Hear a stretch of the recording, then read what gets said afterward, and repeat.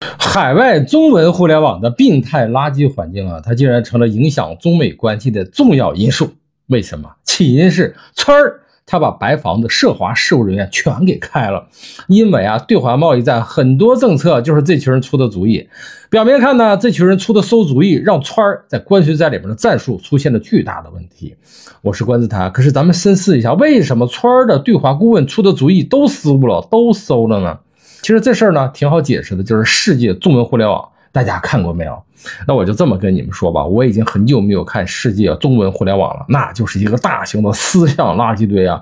如果你身边有天天看世界中文互联网的又不会思考的人，大概率他的智商已经被污染的差不多了。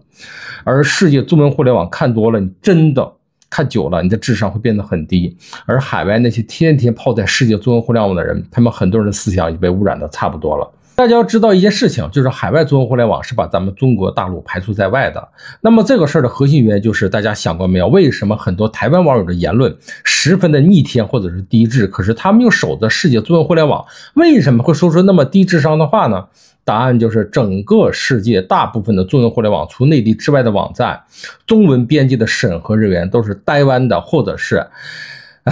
某坡的坡县的，而这又是 Facebook、油管、推特等那些网站，就是他们网站的董事会管理层故意的。也就是说，你打开世界互联网，看到的都是台湾编辑或者是他们审核的内容。如果不出意外，这个世界中文互联网其实就是大号的台湾互联网。台湾呢，一直被称为大号的精神病院，而精神病院出来的编辑，你猜他们会产出什么样的内容呢？其实他们干的事情特别的简单，仇恨中华文化，仇恨中国的一切，贬低中华文化，贬低中国的一切。不是说世界中文互联网没有好东西，而是说你要在垃圾堆里寻找好东西。虽然有的时候你能在垃圾堆里偶尔翻到好东西，但是只要你翻垃圾，你就会被垃圾污染，你就会沾上一手的垃圾。我身边好多关系不错的朋友，他们没事也喜欢看世界中文互联网，但是看完之后的大部分人，他们真的是缺乏那种思辨能力，无一例外都开始变得愤怒了。大家知道为什么愤怒，对吧？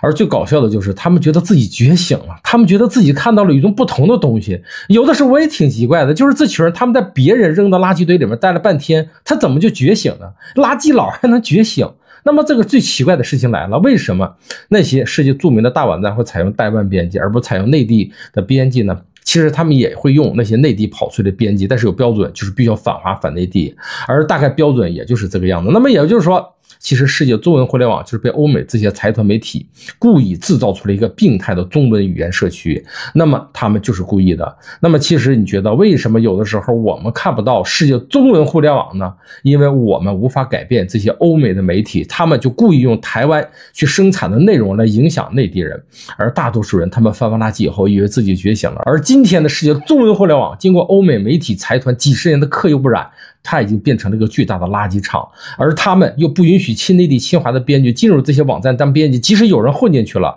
不久也会被开除。其实海外媒体打造的是一个全方位的反华舆论阵地，英语那一块是传统媒体在制造抹黑言论，而中文呢就交给了台湾，这就是真相。而反过来说，那么就是这个病态的海外中文语言社区里，所有的用户都在被影响，有的时候他们不来内地看，根本不知道内地发展什么样子，因为整个世界中文互联网都在制造一个巨大的谎言，那就是一个耳熟能详的谎言，什么中国必败，中国没有希望，中国落后，而且他们坚信不疑，然后制造了一群恨内地讨厌内地的世界人，是吧？我只能这么说，海外互联网每天谈的都是那些乱七八糟的东西，简单说就是精神病院里的编辑制造的中文垃圾。而海外中文用户呢，又觉得自己足够自由。现在的问题就是海外中文环境培养的那些反中华文化的群体竟然开始进入白房子去做顾问了。那你说这群人他们懂中国懂内地吗？肯定不懂，他们抓起的信息也是从世界中文互联网寻找的。我刚才都说了，那里就是大号的思想垃圾堆，所以川儿就雇了一群垃圾佬来给自己提意见啊，就这群垃圾佬他能给你提什么好意见？